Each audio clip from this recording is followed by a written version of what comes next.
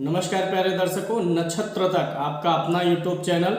मैं आदित्य द्विवेदी, आपका ज्योतिष मित्र। आज एक नए विषय वस्तु के बारे में आपको जानकारी देंगे।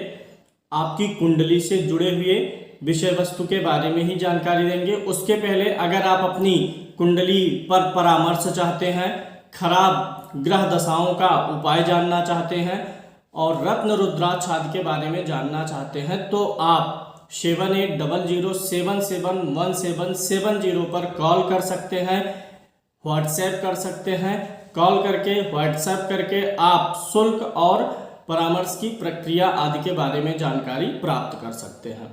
चलिए शुरू करते हैं। आज के एक नए रोचक विषय वस्तु पर चलते हैं।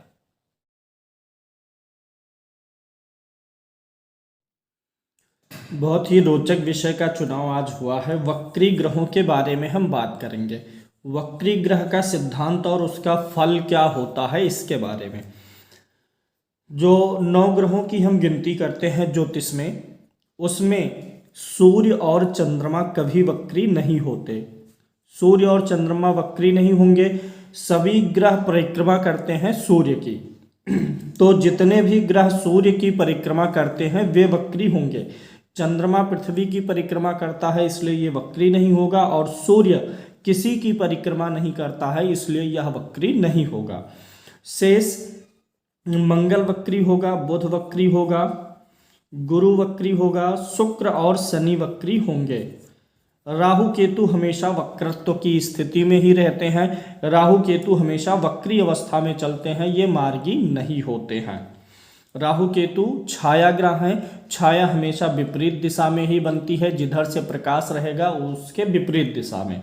तो राहु केतु हमेशा वक्री ही रहेंगे क्योंकि वे छाया है, परछाई है। तो मूल बात हुई मंगल, बुध, गुरु, शुक्र और शनि, ये ग्रह वक्री होते हैं। पहले तो मैं वक्री होने का कॉन्सेप्ट समझा देता हूँ। वक्री का सामान्य अर्थ होता है उल्टा। अब यहाँ पे थोड़ा सा सूत्र समझिएगा कि क्या कोई ग्रह जो सीधी चाल चल रहा है, मेष राशि पर मान लीजिए मंगल ग्रह चल रहा है, सीधी स्थिति में ऐसे बढ़ रहा है परिक्रमा करते हुए, तो क्या वक्री होने पर वह अपनी पूरी गति को मोड़ देगा? अगर ऐसा होगा तो ब्रह्मांड में हलचल हो जाएगा। कोई भी ग्रह अपनी गति को जिस तरीके से वह घूम रहा है उसको तुरंत उल्टा नहीं कर सकता, यानी ग्रह उल्टी स्थिति में नहीं चलता है। ग्रह हमेशा मार्गी ही होता है, एक ही परिपथ पर भ्रमण करता है। तो ये वक्री का कॉन्सेप्ट क्या है, इस चीज को समझने के लिए ऐसे समझिए, आप किसी रेलगाड़ी में बैठे हुए हैं। रेलगाड़ी में बैठ के आप खिड़की से बाहर जब देखते हैं तो जो पास की चीजें हैं, जितनी नजदीक में चीजें हैं खिड़की के, आपके रेल के पास में, डिब्बे के पास में, आपको लगेगा कि वे सारी चीजें पीछे की तरफ जा रही हैं, जबकि वे सारी चीजें पीछे नहीं जाती हैं, अपनी ही स्थिति में रहती हैं, बल्कि आपकी गाड़ी आगे की तरफ जा रही है। जब आप उसी डिब्बे में से दूर की चीज देखेंगे तो आपको आभास होगा कि हाँ, वो जो दूर की चीज है वह पीछे की तरफ भाग नहीं रही है, वह स्थिर है। यानी कि जब नजदीक में चीजें हैं तो ऐसा लगता है कि पीछे की तरफ भाग रही हैं, गति करते हुए भाग रही हैं पीछे की तरफ। क्यों ऐसा लगा? क्योंकि आप गति में हैं। तो हम पृथ्वी पर हैं और पृथ्वी क्या कर रही है? गति कर रही है, घूम रही है। तो पृथ्वी हो गई, थोड़ा ध्यान से समझिएगा, ये पृथ्वी है और ये गोल गोल घूम रही है। तो जब कोई ग्रह, पृथ्वी जिस परिपथ पर घूम रही है उसी परिपथ पर ठीक सामने, उसी के आसपास दूसरा ग्रह जब पहुंच जाता है गति करते हुए, तो पृथ्वी की गति ज़्यादा तेज होती है और उस ग्रह की गति धीमी होती है। तो पृथ्वी तेज गति से चल रही है और दूसरा ग्रह उसी के पीछे आ रहा है उससे थोड़ी धीमी गति से, तो हमें ऐसा लगता है कि वह ग्रह पीछे भाग रहा है। तो यह सिर्फ आभासिक होता है, वास्तविक नहीं होता है। जैसे मैंने आपको गाड़ी में सफ़र करते हुए उदाहरण दिया। एक चीज़ मैं और बोला, नजदीक जब होता है तभी ऐसा आभास होता है, दूर की चीजें जब आप देखेंगे तो वो स्थिर सी दिखाई देती हैं। जैसे जब आकाश में चांद होता है और बादल होते हैं तो बादल जब चलते हैं तो ऐसा लगता है कि चंद्रमा चल रहा है। ऐसा इसलिए होता है क्योंकि बादल और चंद्रमा के बीच की दूरी कम हो जाती है, तब ऐसी स्थिति में ऐसा जान पड़ता है। अब इस चीज को समझिएगा, जब आप रेलगाड़ी में यात्रा कर रहे हैं और समीप की चीज तेजी से पीछे जाती हुई प्रतीत हो रही है, यानी कि जो ग्रह वक्री होता है वह पृथ्वी के काफी समीप होता है। पॉइंट नोट कर लीजिए और ध्यान से सीखिए। कोई भी ग्रह जब पृथ्वी के निकट पहुंचेगा तो ऐसा प्रतीत होगा कि वह पीछे जा रहा है, क्योंकि पृथ्वी पर हम हैं, उसकी गति ज़्यादा है और पीछे वाला ग्रह हमको फॉलो अप करने का प्रयास कर रहा है, तो समीप होने के कारण ऐसा लगता है कि वह पीछे जा रहा है। इस समीप शब्द का बड़ा अर्थ छिपा है जिसे मैं एक्सप्लेन कर रहा हूं। देखिए, हर खगोलीय पिंड का एक दूसरे पर प्रभाव है। सब जानते हैं हर पिंड एक दूसरे को अपनी तरफ खींचता है, एक दूसरे पर प्रभाव डालता है। तो अगर मंगल है, बृहस्पति है, शुक्र, शनि है, ये सब हमारे ऊपर प्रभाव नहीं डालते, पहले हमारे ग्रह पर जो हमारा निवास स्थान है पृथ्वी, इस पर प्रभाव डालते हैं।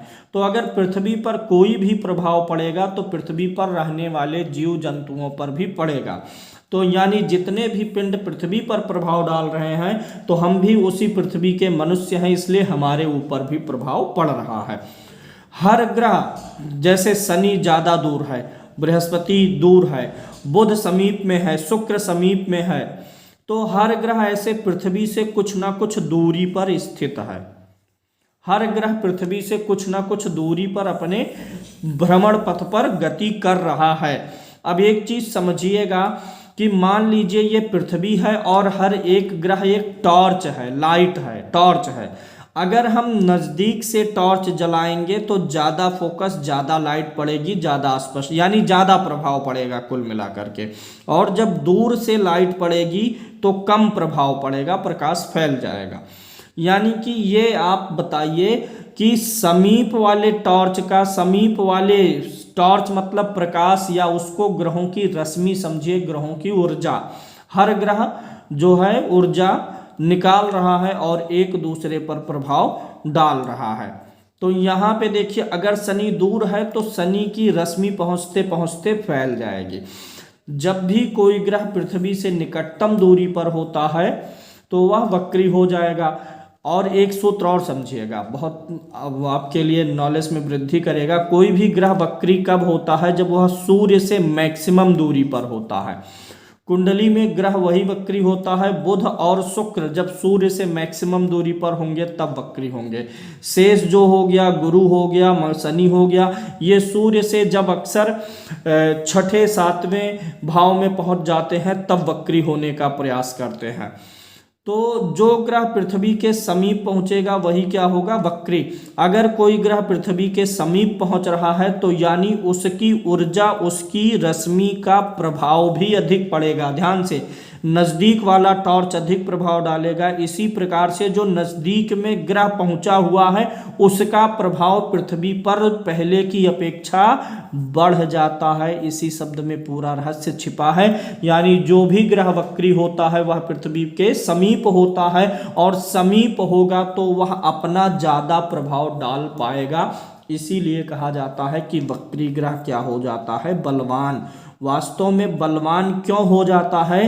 क्योंकि उसका ज्यादा प्रभाव पृथ्वी पर पड़ने लगता है, इसीलिए वह बलवान हो जाता है। और दूर से जब आप टॉर्च मारेंगे तो उसकी रश्मियां फैल जाएंगी। वह प्रकाश जो आएगा वह फैल के आएगा, उतना फोकस्ड नहीं रहेगा, नज़दीक से फोकस्ड रहेगा।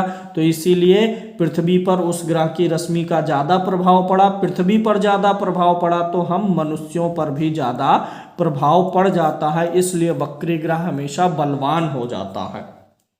ये चीज समझ में आपको आ गई होगी कि वक्री ग्रह कैसे, क्या कॉन्सेप्ट है और वक्री ग्रह के बलवान हो जाने का कारण क्या है। अब कुछ चीजें और नोट करना है। जैसे मान लीजिए कोई ग्रह उच्च राशि में है और वह तब वक्री हो जाता है। एक तो ग्रह उच्च का है, उच्च का ग्रह सबसे बलवान माना जाता है। तो मान लीजिए बुध उच्च राशि में है, 6 नंबर की गिनती में है और वक्री हो गया यानी पृथ्वी के समीप में आ गया।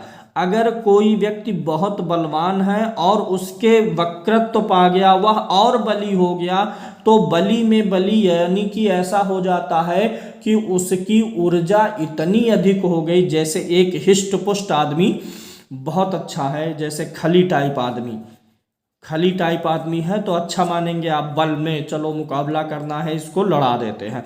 लेकिन अगर उसी एक खली में 3-4 खली का बल आ जाए तो अब वह बल निरर्थक हो जाएगा, उसी व्यक्ति को नुकसान करेगा। जहां हाथ इतना मोटा होना चाहिए वहां 4 गुना मोटा हो जाएगा। जैसे चाय में चीनी डाल दीजिए, थोड़ी चीनी डाल दिए, पर्याप्त चीनी डाले, चाय मीठी हो गई, लेकिन उसी का 4 गुना कर देंगे तो वह मीठा भी खराब हो जाएगा। ऐसे जब कोई उच्च का ग्रह ऑलरेडी बलवान है, जब उसे और बलवान कर देंगे तो उसका जो बल है इतना ज़्यादा अधिक हो गया कि अब वह मनुष्य के लिए लाभकारी होने के बजाय नुकसान देने लगा। बात समझ में आ रही होगी। इसको इस प्रकार से भी आप समझ सकते हैं कि जैसे भगवान राम राजा थे, अब उनकी कुंडली में इतना प्रबल राजयोग, हर ग्रह ने राजयोग बनाया, तो राजा तो बना दिया, लेकिन राजा होते हुए भी वह सन्यासियों का जीवन यापन किए। राजमहल में रहते हुए वो भूमि शयन का पालन करते थे।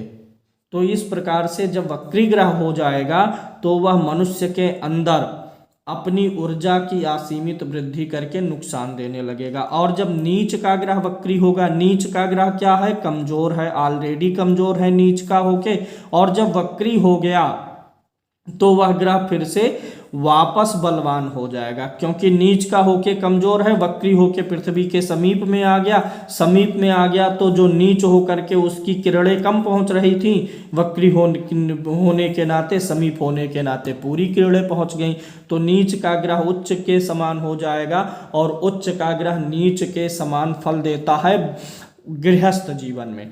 अगर कोई व्यक्ति गृहस्थ में नहीं है, वह सामाजिक कार्यों में सिर्फ लगा है, वह मतलब मान लीजिए पुण्यात्मा है, सीधी बात, पुण्यात्मा कोई है, उसकी कुंडली में उच्च का ग्रह वक्री होगा तो उसे त्यागी बनाएगा, मोह रहित बनाएगा और ईश्वर के प्रति भाव जगाएगा। इतना आपको समझ में आ गया होगा। अब भाव अनुसार हम देख लेते हैं कि अगर आपकी कुंडली में कोई कारक ग्रह बलवान हो रहा है, कारक ग्रह वक्री है तो अच्छी बात है, कारक ग्रह वक्री हो गया, उसका बल बढ़ गया, बशर्ते वह उच्च ना हो। इसी प्रकार से कोई भी ग्रह जब भी वक्री होता है तो वह अपने स्वभाव में परिवर्तन कर लेता है, जो उसका मूल स्वभाव है उसमें परिवर्तन आएगा। कर्क लगन की कुंडली हो तो शनि क्या हो जाएगा, मार्केश हो जाएगा, लेकिन अगर वही शनि वक्री हो गया तो मारकत्व में बदलाव आ जाएगा, शनि मारक फल नहीं देगा। हालांकि मृत्यु के समय भूमिका निभाएगा, लेकिन अपनी अंतरदशाओं में मारक का प्रभाव नहीं देगा, जैसा कि माना जाता है कि शनि प्रबल मारक होगा कर्क लगन में या सिंह लगन में, तो वक्री होने पर वह मारकत्व के फल में कमी कर देगा। कोई ग्रह वक्री है, जैसे अगर मान लीजिए किसी की कुंडली में शुक्र पंचम भाव में है, शुक्र की दशा अंतरदशा चल रही है, तो शुक्र स्त्री कारक ग्रह है, तो ऐसा बोला जाएगा कि शुक्र स्त्री कारक है तो कन्या संतान होगी। लेकिन अगर वही शुक्र वक्री है तो लिंग बदल लेगा, पुरुष के समान फल देगा, यानी तब वो पुत्र की प्राप्ति करवा देगा। यानी वक्री ग्रह अगर स्त्री ग्रह है, वक्री है तो पुरुष का फल देने लगेगा, और पुरुष ग्रह है तो स्त्री का फल देने लगता है राशि वाइज। मारक है तो मारकत्व में कमी कर देगा, कारक है तो कारकत्व में वृद्धि कर देगा। अब जैसे मान लीजिए किसी की कुंडली में कोई ग्रह कम अंशों का है, 2 अंश का है, 3 अंश का है, 28 अंश का, अंश वाइज कमजोर है, लेकिन अगर वह ग्रह वक्री हो गया है तो अंश आप छोड़ दीजिए, अंश से परेशान ना होइए कि कम अंश का है ज़्यादा अंश का है, वक्री है तो अंश से कोई मतलब नहीं है। अगली चीज, अगर किसी की कुंडली में मान लीजिए गुरु किसी का कारक ग्रह है और वह गुरु अच्छे भाव में बैठा भी है, गुरु कारक ग्रह है, अच्छे भाव में बैठा है और डिग्री वाइज भी ठीक ठाक है, तो व्यक्ति ने सोचा चलो मैं पुखराज पहन लेता हूँ, तो अगर बृहस्पति वक्री होगा तो पुखराज पहनने से बृहस्पति का जो पावर है वो ओवरडोज हो जाएगा, क्योंकि बृहस्पति वक्री ग्रह बहुत बलवान हो जाता है। कुंडली में अगर कोई भी ग्रह वक्री है तो मूल रूप से वह बलवान हो जाएगा। अशुभ ग्रहों में भी अच्छा फल देने की क्षमता आ जाती है वक्री होने पर। जैसे कुंडली के अनुसार जो आपके अशुभ ग्रह हैं, मारक ग्रह जो होगा वह आपकी आयु बढ़ाने लगेगा, कारक ग्रह जो होगा वह और भी बलवान हो जाएगा। कभी कभी कारक ग्रह जो ये वक्री ग्रह जो होते हैं और वे अगर शुभ ग्रह हों, जैसे शुक्र, गुरु, चंद्रमा तो वक्री नहीं होगा, बुध, अगर शुभ ग्रह वक्री होते हैं तो अपना रिजल्ट देने में देरी करने लगते हैं, देरी कर सकते हैं शुभ ग्रह वक्री होने में। हालांकि अशुभ ग्रह जो है नैसर्गिक रूप से अशुभ ग्रह कुर ग्रह, मंगल, शनि, ये वक्री होने पर अधिक देरी नहीं करते हैं, जबकि शुभ ग्रह देरी करने लगते हैं। वक्री ग्रह है तो उसकी दृष्टि भी बलवान हो जाती है, वह ग्रह स्वयं भी बलवान होगा, उसकी दृष्टि भी बलवान हो जाएगी। वक्री ग्रह जो होते हैं वे अगर उनकी दशा अंतर्दशा आती है तो चूंकि उनका प्रभाव व्यक्ति के ऊपर अधिक होता है तो व्यक्ति उस दशा में मेहनत अधिक करता है। वक्री ग्रह मेहनत और परिश्रम अधिक करवा लेते हैं, क्षमता बढ़ा देते हैं, क्योंकि प्रभाव अधिक है उस समय व्यक्ति की ऊर्जा, व्यक्ति की मेहनत करने की क्षमता भी बढ़ जाती है। इतना सा ही अंतर है, कुल मिला के मान के चलिए वक्री ग्रह जो है वो बलवान हो जाएगा। वक्री ग्रह अगर मारक है तो आप यह एक्सपेक्ट ना करें कि यह बहुत ज़्यादा तकलीफ देगा। अगर वक्री नहीं है तो ज़्यादा खराब मारक फल दे सकता है, वक्री होने पर मारक प्रभाव में कमी आ जाएगी, ऐसा अनुभव सिद्ध है, अनुभव के आधार पे मैं बोल रहा हूँ।